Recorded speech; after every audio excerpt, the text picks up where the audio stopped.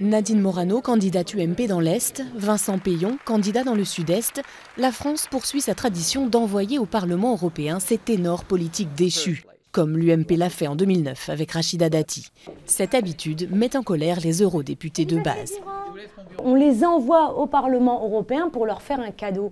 Mais la politique européenne, c'est pas faire des cadeaux. Le dumping social, les paradis fiscaux, le dérèglement climatique, toutes ces solutions, elles sont européennes. Il faut envoyer des gens qui croient à l'Europe, qui s'investissent notamment au Parlement européen et qui ne se considèrent pas justement ce Parlement européen comme un tremplin.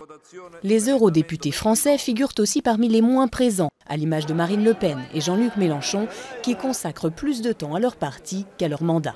Le fait de considérer le Parlement européen comme un placard doré tient au système politique français. On cherche effectivement à recaser les recalés du suffrage universel, si on peut dire. Ce qui compte dans notre pays, qu'est-ce que c'est?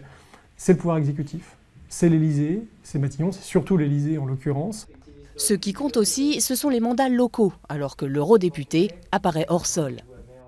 40% des eurodéputés français à Strasbourg cumulent leur mandat de député européen avec un autre mandat national.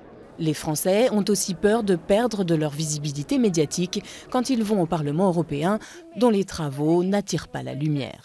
Choisir le mandat de député européen, c'est faire vœu de chasteté médiatique. On a souvent l'impression, notamment chez vos confrères journalistes, globalement dans les médias régionaux ou nationaux de notre pays, que c'est dans l'hémicycle du Palais Bourbon et salle des 4 colonnes que tout se joue. Contre-exemple, l'ex-ministre Pierre Moscovici, redevenu député français, attend avec hâte de reprendre le train pour Bruxelles. Pas pour son obscur Parlement, mais très probablement pour un poste plus prestigieux au sein de la Commission européenne.